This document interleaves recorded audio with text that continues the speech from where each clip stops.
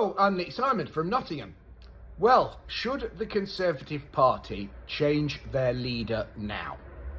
My view is a resounding yes. But I will just qualify this. This is not a bring back Boris Johnson video. Boris Johnson is no longer an MP. Boris Johnson, therefore, cannot come back as leader. So this is not a video about bring back Boris Johnson. But in 2019, millions of people from outside the M25, and the vast majority of voters in the UK live outside the M25. In 2019, millions of people from outside the M25 voted for Boris Johnson to get Brexit done. Get Brexit done. Now, those same millions of voters from outside the M25 are saying, get Sunak gone. Get Sunak gone. Rishi Sunak is totally toxic. I think it was 53% of Conservative Party members, and I'm one of them and I agree with this, 53% of Conservative Party members said they will not vote Conservative while Rishi Sunak remains leader. And I'm exactly the same. I'm a Conservative Party member. I will not vote Conservative while Rishi Sunak remains leader. Now, there's an important point that I need to mention about coverage of this question. So when the question comes up in the press, should the Conservative Party change their leader now? And you get commentary from Conservative MPs, Conservative activists and Conservative-minded people in the media. What I would ask you to do, please, is, if you'd be so kind, is totally ignore it. Totally ignore them. What I want you to focus on is when the question, should the Conservatives change their leader now, comes up in the media, I want you to focus on the reaction from Labour MPs, from Labour activists, and from Labour supporting people in the media. People like perhaps Nigel Nelson on GB News.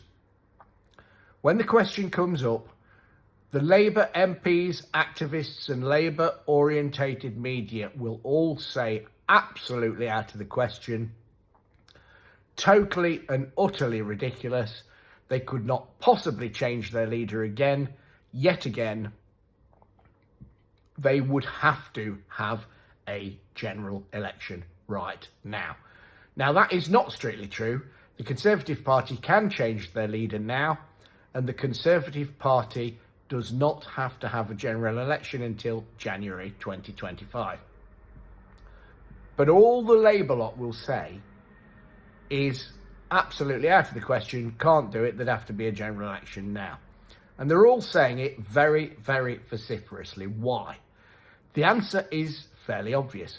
They are petrified of the Conservatives changing their leader now. The reason is that Keir Starmer is desperately weak and seriously unpopular. He has no personality. He has no charisma. Nobody knows what his policies are. Nobody likes him, and I don't think that many people particularly want to vote for him. You only have to compare Keir Starmer with Tony Blair. Now, I'm a Conservative. I'm certainly no fan of Tony Blair. But Tony Blair had charisma. Tony Blair had personality. Tony Blair was quite a handsome man, and he had a message of hope that people at the time bought into and believed in. Keir Starmer has got none of that. Keir Starmer is not cutting through. Keir Starmer has no credibility. Keir Starmer has no charisma whatsoever. Keir Starmer is not cutting through and he's not attracting votes. However, Keir Starmer has a secret weapon, and it's a fantastic secret weapon. Keir Starmer's method of getting into 10 Downing Street, despite all his own weaknesses, is Rishi Sunak. Rishi Sunak is totally and utterly toxic. And while Rishi Sunak remains Conservative leader, Keir Starmer is guaranteed to get into number 10 at the general election, because people simply will not vote for Rishi Sunak. Now let's drill down why they won't vote for Rishi Sunak, why 53% of his own Conservative Party members, even myself included, said they will never vote Conservative while Rishi Sunak is leader.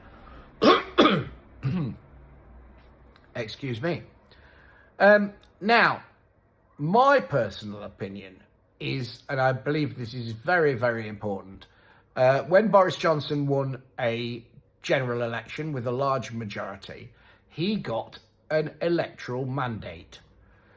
When Boris Johnson was then subsequently removed from office, the Conservatives had a long drawn out but very democratic leadership contest, and that contest was won by Liz Truss. So while Liz Truss didn't have a mandate from the general electorate, Liz Truss did have a very clear and large mandate, at least from the Conservative Party membership. Now, Liz Truss became Prime Minister and was removed after a few weeks.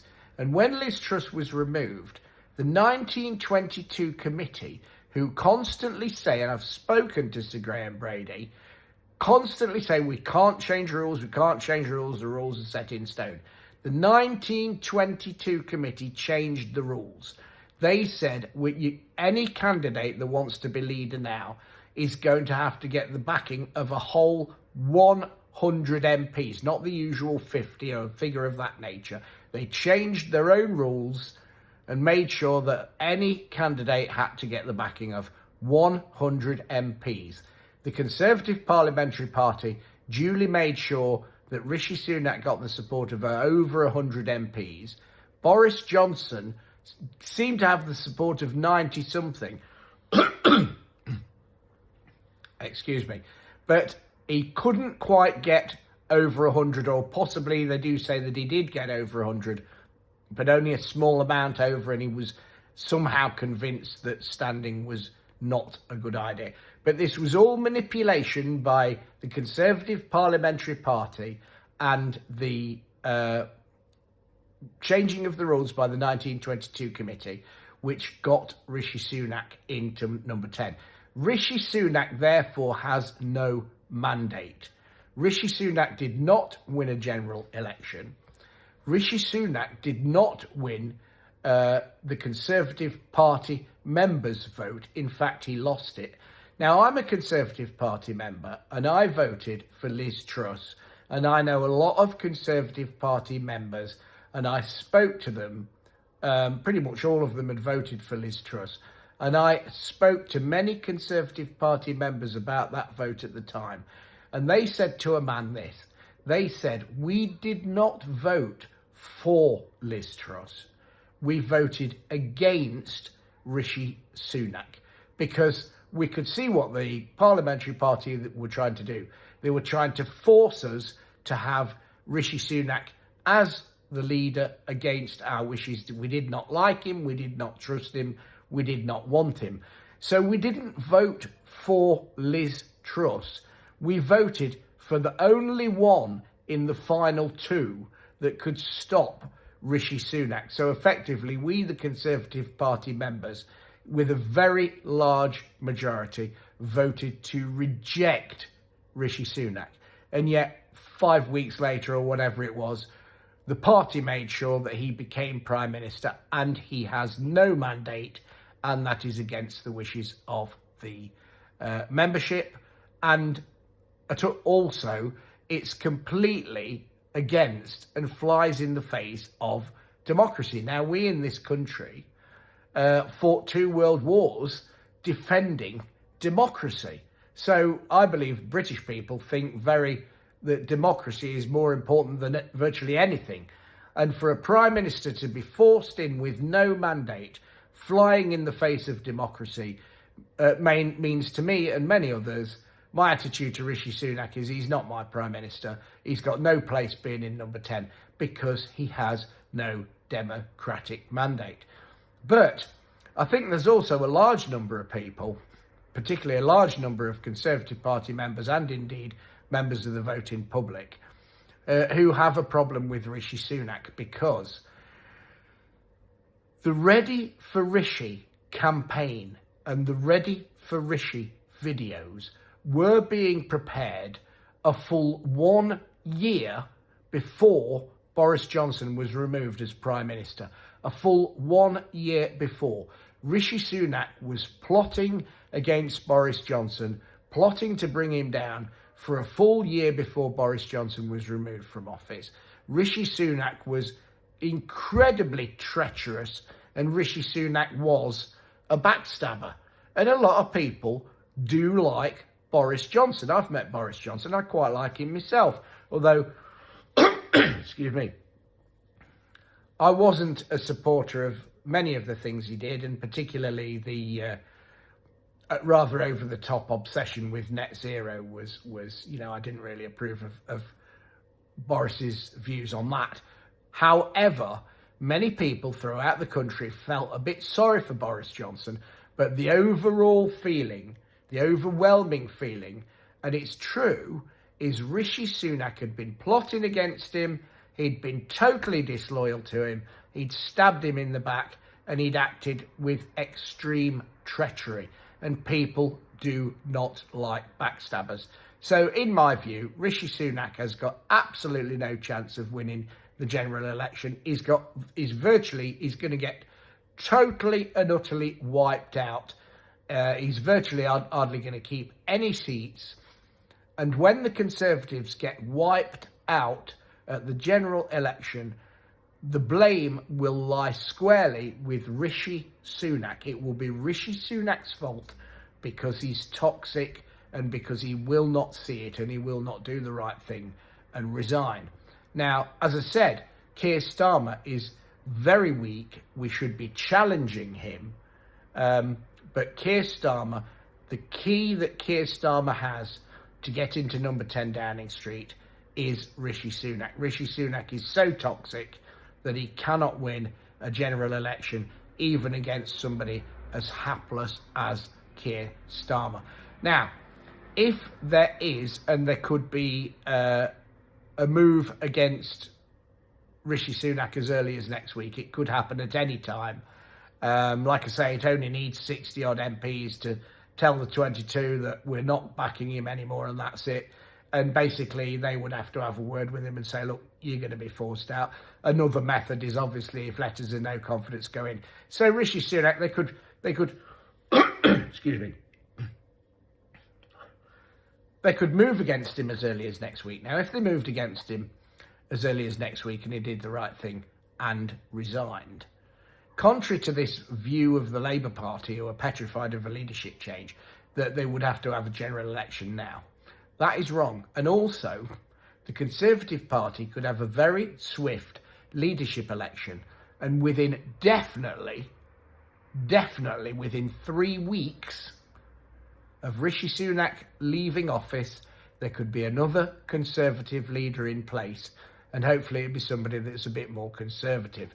Another leader in place in 3 weeks, and they do not have to have a general election till October, November, or even January 2025. So there would be a time for that new leader to get in place and hopefully make a difference. Now, I think it's pretty certain that if there was a new leader of the Conservative Party, it would be either Suella Braverman, who I support, Penny Mordaunt, or Kemi Badenoch. All three, obviously, ladies. But these three, and I think it helps that it's a lady because it shows a complete sea change from Rishi Sunak, who is obviously toxic. These three ladies, I support Suella Braverman. I quite like Penny Mordaunt. I don't really trust Kemi Badenoch. But all these three female politicians are absolutely first class. They are more than capable of being Prime Minister. They do a far better job than Rishi Sunak. And all three would get a bounce in the polls, and I'll tell you why. The vast majority of people seeing that Sunak has gone, will think this: thank goodness he's gone. He's toxic. We didn't like him. The polls show that nobody likes Rishi Sunak and nobody's going to vote for him, not even his members. So people would be, thank goodness he has gone. Now, the second thing is the British people don't pile in with people with nastiness straight away, particularly when it's a female leader. I honestly believe that a female leader, be it any of those three, the British people's attitude would be, well, she's new, she's female, and we will give her a chance. Let's see what we can do. That is inherently what the British people are like, because the new leader would have to be elected by the Conservative Party members. That's most important. So the new leader, whether it's Suella Braverman, who I support, Penny Mordaunt, Kemi Badenoch, or indeed somebody else, the new leader would have been elected by the Conservative Party members in a final round of 2. They therefore would have a democratic mandate to govern, which Rishi Sunak has not got. Rishi Sunak should not be in number 10 Downing Street because he does not have a democratic mandate.